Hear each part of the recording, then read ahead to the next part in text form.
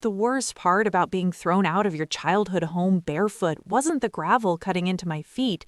It wasn't my mother's face twisted with disgust or my father's hand shoving me past the doorframe. It wasn't even the accusations. Thief, liar, disgrace, words I never thought I'd hear directed at me.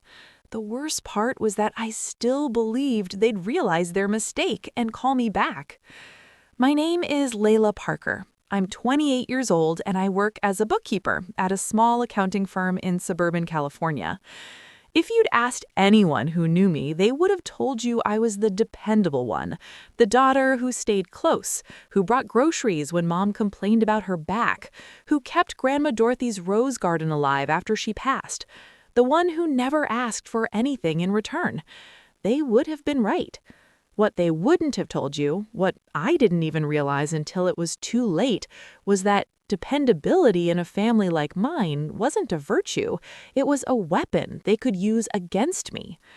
On a Tuesday evening in March, I came home to find my parents and my older sister, Vanessa, waiting in the living room like a tribunal. Within 20 minutes, I was standing on the sidewalk in my socks, watching the door close on the only life I'd ever known. They'd accused me of stealing our grandmother's jade necklace, a family heirloom worth more that I made in 6 months. I hadn't touched it.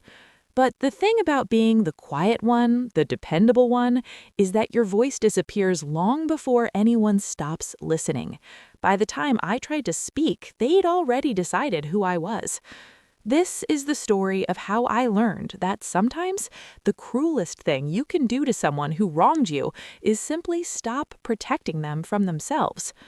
Before we dive into how I set myself free, please take a moment to like and subscribe, but only if you truly enjoy this story. Where are you watching from? Drop your city below in the comments. Now, let me take you back to where it all began. To understand why that Tuesday broke me so completely, you need to understand what the Parker family meant to me, or what I thought it meant. I grew up in a house where love was measured in service. My father, Richard, was a construction manager who ran our home like a job site. Everything had a schedule, a hierarchy, a chain of command. He was 56. Broad-shouldered, with silver threading through his dark hair and a voice that could silence a room. When he said something was true, it became true, at least in our house. My mother, Patricia, was his perfect complement. At 54, she still hosted book club every third Thursday and served on the Homeowners Association board. She wore pearls to the grocery store and measured our family's worth by how our lawn compared to the neighbors. She never said, "I love you," but she'd spend 3 hours making your favorite meal, then act annoyed if you thanked her too effusively. And then there was Vanessa, 31, 3 years older than me, a real estate agent who could sell anything to anyone. She had our father's confidence and our mother's social grace, and she wielded them both like weapons. She was the golden child, the one who got things right. I was the shadow who made her shine brighter. But the person who held us all together was Grandma Dorothy. She lived with us from the time I was 8 until she passed away 2 years ago. While my parents measured love in productivity and Vanessa measured it in attention, Grandma Dorothy measured it in presence. She taught me to garden in the backyard, showing me how to prune roses without killing them, how to feel the soil to know when it needed water. "Plants are honest, Lila," she told me once, her weathered hands guiding mine around a stem. "They tell you exactly what they need. People could learn from that." I was 14, angry about something Vanessa had done. I can't even remember what now. Probably taken credit for something I'd accomplished. It was always something like that. Grandma saw through it. She saw through everything. "Your sister needs the spotlight because she's afraid of the dark," she said. "You don't. That's your strength, sweet girl. Remember that." I spent every evening after work in that garden after she died. I kept journals, detailed notes about which roses bloomed when, what the weather was like, what I was thinking about. It was my way of keeping her close. My parents thought it was morbid. Vanessa called it Lila's weird plant obsession. But it was mine. One thing in that house that belonged only to me. What I didn't write in those journals, what I should have, were the other things. The way I'd been covering the mortgage for the past year and a half because Dad's construction company had hit hard times after a client defaulted. The way I bought groceries every week and pretended Mom had paid me back when she hadn't. The way I'd given Vanessa $3,000 for her engagement ring deposit and never asked for it back because she said Marcus, her fiancé, was the one and I should be happy for her. I told myself it was what family did. You showed up, you helped, you didn't keep score. Grandma Dorothy's voice whispered warnings I didn't want to hear. In my memory, she was always saying things like, "Generosity without boundaries is just self-destruction, Layla," and "People will take what you give them. It doesn't make them bad, but it doesn't make you required to keep giving either." I wish I'd listened.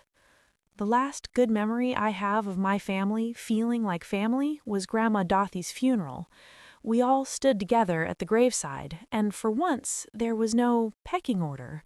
My father cried, actually cried, and my mother held his hand. Vanessa put her arm around me, and I let myself believe that grief had made us real with each other. At the reception, Vanessa pulled me aside. "Grandma loved you best, you know," she said. Her smile was soft, almost wistful. "I used to be jealous, but I get it now. You were like her, quiet and steady." It was the kindest thing she'd ever said to me. I hugged her, tears streaming down my face, and felt like maybe we could finally be sisters, real ones. I didn't know then that she'd already read the will. I didn't know that Grandma Dorothy had left me the bulk of her estate, not because she loved me more, but because she'd included a letter explaining that I was the only one who'd ever asked her how she was doing, instead of what she was leaving behind. I didn't know that Vanessa had spent 2 years watching me tend those roses, listening to me talk about Grandma Dorothy, and hating me for being chosen. I didn't know that quiet and steady can look like weak and stupid to people who don't understand the difference. But I was about to learn. The change was so gradual, I didn't recognize it as a change at all. About 6 months after the funeral, Vanessa started coming over more often. She'd bring wine and sit in the kitchen with Mom, and I'd hear them laughing together in a way they never had before. When I joined them, the conversation would shift. Nothing obvious, just a subtle pivot from whatever they'd been discussing to something safer, more generic. "Oh, Lila," Mom would say, that tight smile on her face. "We were just talking about Patricia Holbrook's daughter. You remember her? She just made partner at her law firm." The implication was clear. Patricia Holbrook's daughter was succeeding. I was keeping books for a small firm that barely covered my expenses after I'd paid my parents' bills. I told myself I was being paranoid. Dad started making comments too, little observations that landed like paper cuts. "Vanessa sold another house this week," he'd say over dinner. "$1 million listing. She's really making something of herself." Then he'd look at me. "How's the number crunching going?" "It's going well," I'd reply. "We took on 2 new clients this month." "That's great, sweetheart, really great." The tone said it wasn't great at all. The rose garden became a point of contention. Mom started complaining that it took up too much space, that we should put in a patio instead. When I protested, she sighed like I was being difficult. "It's just plants, Lila. Your grandmother is gone. You can't bring her back by playing in the dirt." Playing, like it was a child's hobby, instead of the one thing that kept me tethered to someone who'd actually seen me. Vanessa was the worst, though, because she was the smartest about it. She'd ask me about work with this concerned expression, tilting her head like a therapist. "Are you happy there, Lila? I mean, really happy? Because you seem stuck." "I'm not stuck. I like my job." I know. It's just, don't you want more? Don't you want to travel or find someone or, I don't know, live a little?"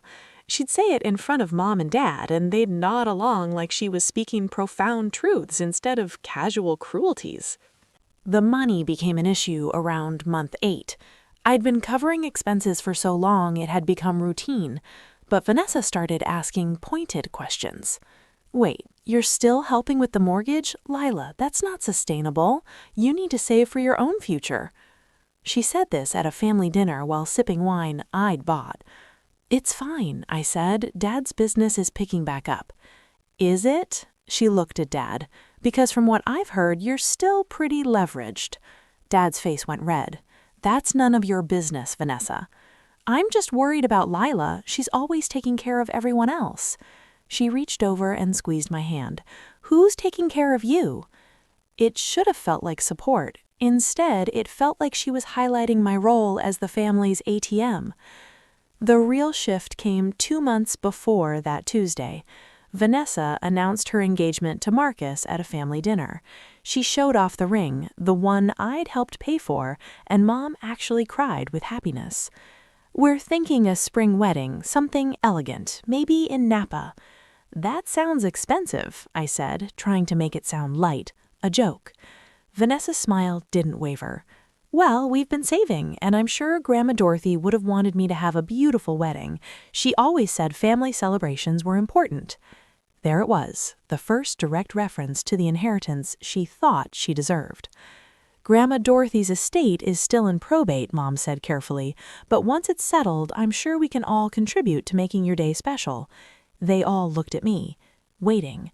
Of course, I heard myself say, whatever you need. Vanessa's smile turned genuine. You're the best, Lila. Really, I don't know what we'd do without you. That night, I wrote in my garden journal, the roses are preparing for dormancy. They know when to pull back, to protect themselves. Why don't I? I still didn't see it coming. I thought I was being careful, aware. I thought I'd recognized the pattern and could navigate around it. But you can't navigate around people who've decided you're an obstacle. You can only be in the way until they remove you. I came home from work on a Tuesday evening in March with grocery bags in both hands and my grandmother's gardening journal tucked under my arm. I'd picked up everything for Mom's book club the next day. Fancy crackers, 3 types of cheese, the specific Pinot Grigio she preferred. The house was too quiet. I set the bags on the kitchen counter and called out, Mom, I got the stuff for tomorrow. Living room, Layla. Dad's voice. Formal. The way he sounded when he was about to fire someone. My stomach dropped before my brain caught up. They were arranged like a court. Dad in his recliner, the position of authority. Mom on the couch, hands folded in her lap, face composed. Vanessa perched on the arm of the couch, and for the first time I noticed she was wearing Grandma Dorothy's jade necklace. The jade necklace that had been in Mom's jewelry box since the funeral. Sit down, Dad said. What's going on? Sit down. I sat on the ottoman, my knees bumping the coffee table. My hands were shaking. We need to talk about something serious, Mom began. Her voice had that careful quality she used when she was managing a crisis. Something has gone missing from my jewelry box. My heart was pounding. What's missing? Don't play dumb, Layla. Vanessa's voice cut across the room. Grandma's jade necklace. I looked at her neck, at the necklace hanging there, catching the light from the lamp. You're wearing it right now. This is mine, Vanessa said. She touched it, possessive. Grandma gave it to me before she died. The one that's missing is the matching piece, the more valuable one. I'd never heard of a matching piece. In 28 years, I'd only ever seen one jade necklace. I don't understand. We found the appraisal paperwork in Grandma's things, Mom interrupted. There were 2, this one and another worth approximately $40,000. That one is gone. The number hit me like cold water. $40,000.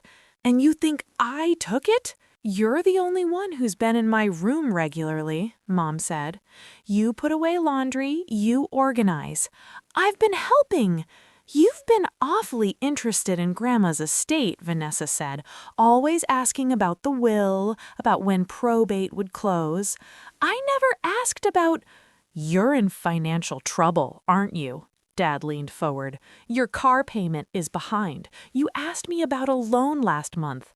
I asked about a loan because I've been covering your mortgage. The words burst out of me, loud and desperate.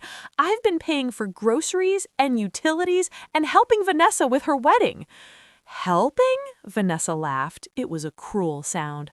Layla, you gave me $3,000 I never asked for and then acted like I owed you something. That's not helping. That's buying affection. I never... You've always been like this, Mom said, and her voice was sad, disappointed. You do things for people and then keep score, make them feel guilty. My vision was blurring. I don't keep score. I help because you're my family. Then where's the necklace, Layla? Dad's voice was granite. If you're so selfless, so helpful, where is it? I don't know. I didn't take it. She's lying. Vanessa stood up.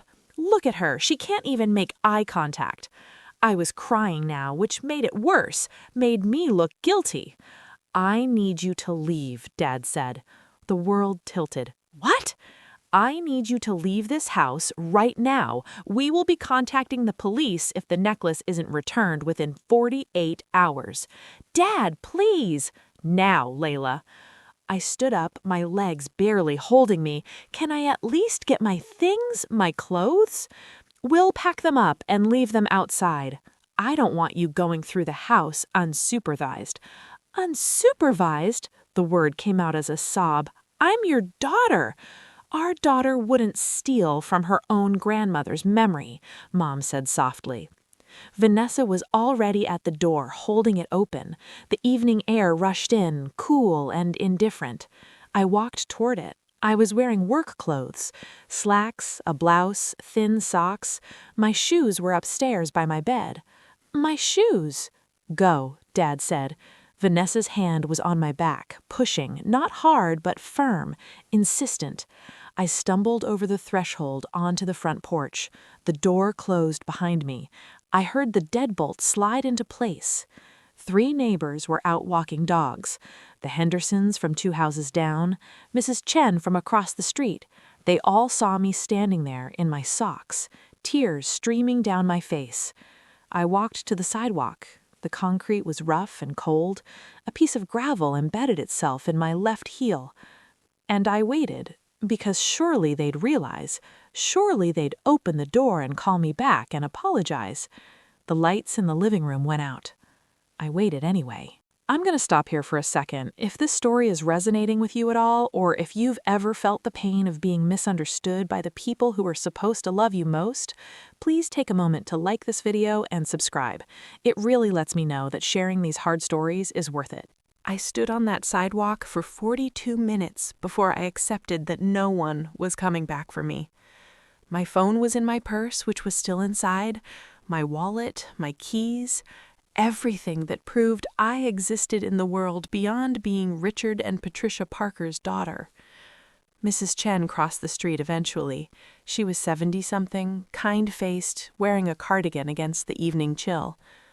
"Lila, honey, are you all right?" "I'm fine." My voice sounded mechanical. "Just getting some air." She looked at my feet, at my face. She knew I wasn't fine. "Would you like to use my phone?" I almost said no. Pride or habit or the part of me that still believed my family would fix this. But my feet were bleeding and the streetlights had come on and I had nowhere to go. "Yes, please." I called Jenna, my former coworker from the accounting firm. She'd left 6 months ago to start her own business, but we'd stayed in touch. She was the only person I could think of who might answer an unknown number at 8 p.m. on a Tuesday. She answered on the 3rd ring. "Hello? Jenna? It's Layla. I'm so sorry to bother you, but what's wrong? You sound awful." Everything spilled out. The accusation, the necklace, being thrown out. I was conscious of Mrs. Chen standing a polite distance away, pretending not to listen. "Stay there," Jenna said. "I'm coming to get you. 20 minutes. She arrived in 15, her Honda pulling up to the curb like a rescue boat. I thanked Mrs. Chen and climbed into the passenger seat. Jenna took one look at my feet and turned on the heater. "We're getting you shoes, then we're going to my place, and then you're going to tell me everything." We stopped at a Target. Jenna ran in and came back with sneakers, socks, a hoodie, and a bottle of water. She didn't ask what size, she just guessed and got it right because she'd actually paid attention to me for the past 3 years. In her apartment, a 1-bedroom in a complex 30 minutes from my parents' house, I sat on her couch and told her the whole story. She listened without interrupting, and when I finished, she was quiet for a long moment. "They're lying," she finally said. "What?" "Layla, I've known you for 3 years. You wouldn't steal a pen from the office supply closet. You definitely wouldn't steal a $40,000 necklace from your own family. But why would they lie?" Jenna looked at me like I was missing something obvious. "The will. When does probate close?" "Next month, I think." "Why?" "Because maybe they know something you don't." I didn't understand then. I was too deep in shock, too busy replaying the scene in the living room and searching for what I'd done wrong. Jenna let me sleep in her bed while she took the couch. She left work contact information on the nightstand and a note that said, "You're not alone." The next 3 days were a blur of phone calls to lawyers I couldn't afford and texts to my parents that went unanswered. I couldn't go to work. I had no ID, no computer access, nothing. Jenna lent me clothes and money and, more importantly, belief. She believed me when I said I was innocent. It was a strange feeling, being believed. On Friday, Jenna came home with her laptop and a weird expression on her face. "You need to see this." She pulled up Facebook, Vanessa's page. There was a video posted 3 hours ago with the caption, "Best engagement party ever. So grateful for family and friends who showed up for us." The video was shaky, filmed on someone's phone. It showed Vanessa's backyard, my backyard, the one with Grandma Dorothy's roses, strung with lights. People I recognized from the neighborhood mingling with drinks. "Watch," Jenna said, and skipped ahead. There was Vanessa, center frame, slightly drunk and laughing. Someone off camera said, "Tell the story about teaching your sister a lesson." My stomach turned to ice. "Oh my God," Vanessa leaned in, conspiratorial. "So my little sister Lila has always been like obsessed with my grandmother's stuff, right?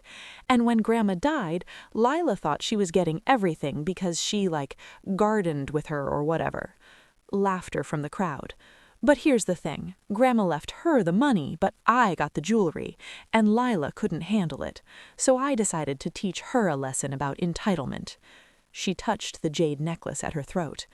"I hid Grandma's other necklace in my room and told my parents Lila stole it. They totally believed me. She's out of the house now, and honestly, the family dynamic is so much better without her constant martyr act." More laughter.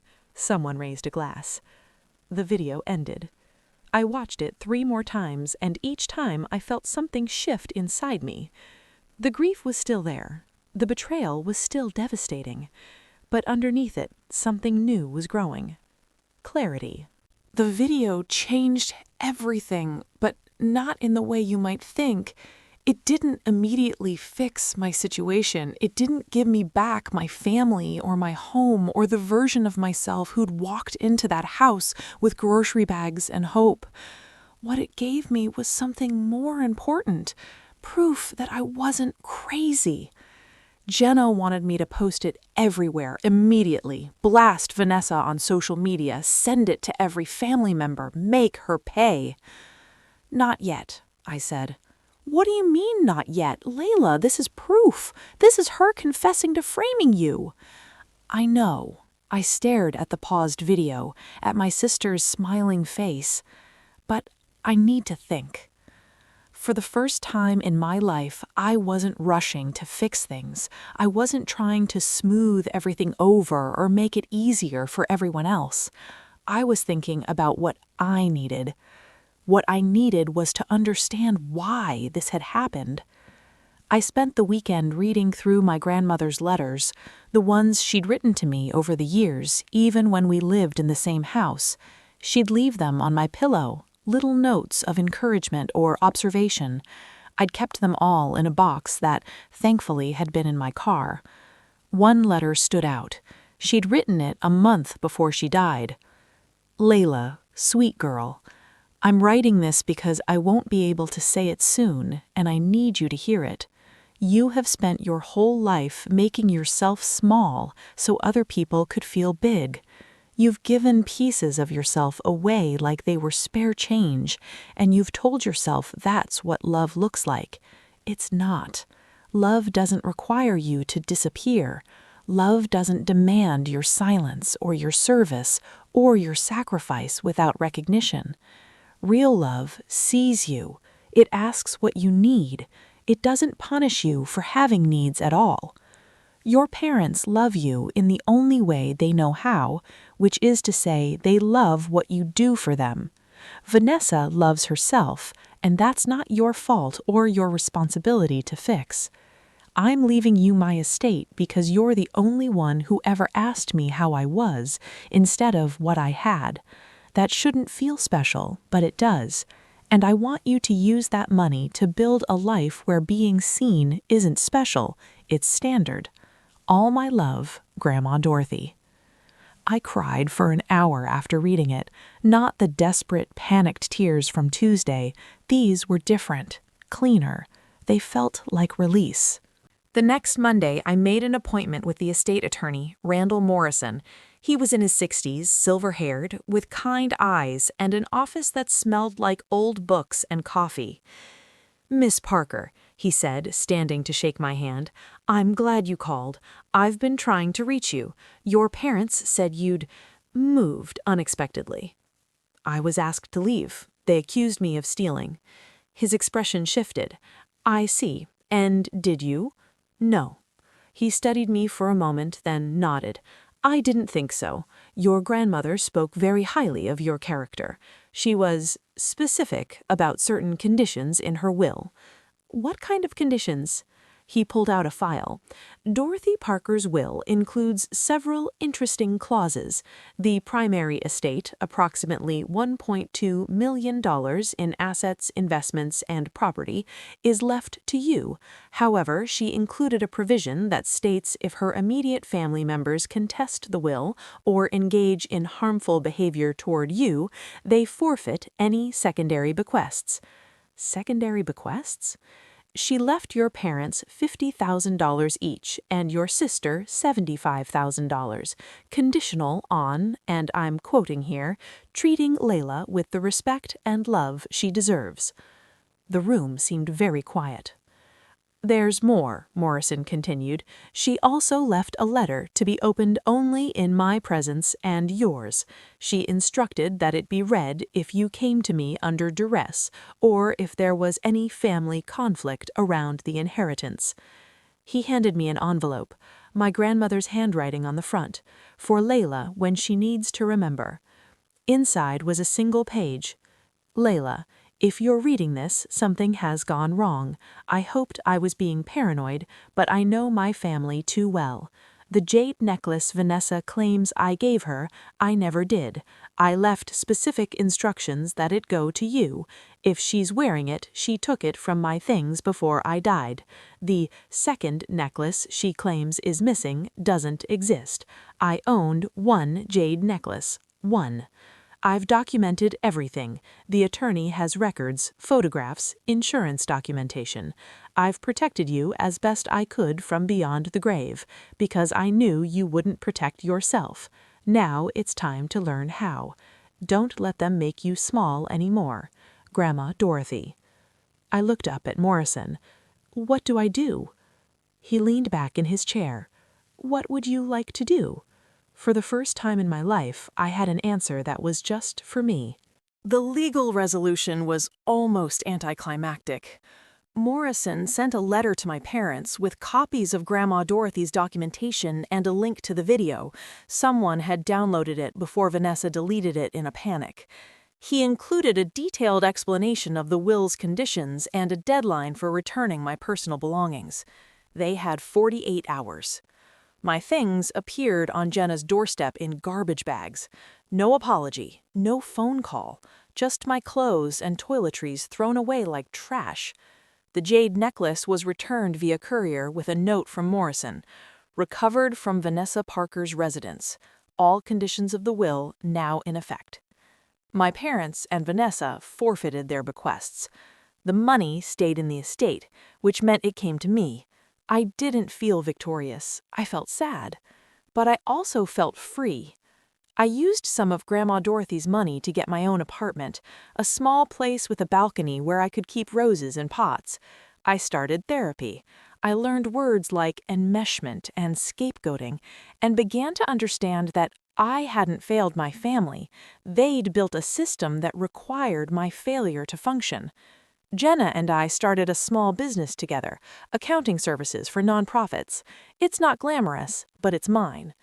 I still think about that Tuesday sometimes, the gravel under my feet, the door closing, the moment I realized that the people I'd loved most in the world had chosen cruelty over curiosity, had chosen to believe a lie rather than ask me the truth.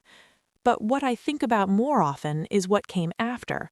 The way Jenna believed me without evidence, the way Morrison treated me with dignity, the way my grandmother loved me enough to protect me even after she was gone.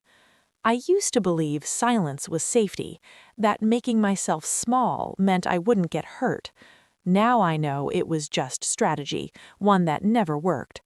The worst part about being thrown out of your childhood home barefoot wasn't the gravel or the accusations or even the betrayal. It was believing I deserved it. I don't believe that anymore. And that's the real revenge. Not what I took from them, but what I finally gave to myself. Permission to be seen, to take up space, to say no, to believe my own story, to be enough exactly as I am. Have you ever been betrayed by someone who was supposed to protect you? How did you rebuild trust? Share one moment in your healing journey that changed everything. Drop your thoughts in the comments below. This was another story from Revenge Room, where we turn pain into purpose and betrayal into balance. Please don't forget to subscribe and join us for the next transformation.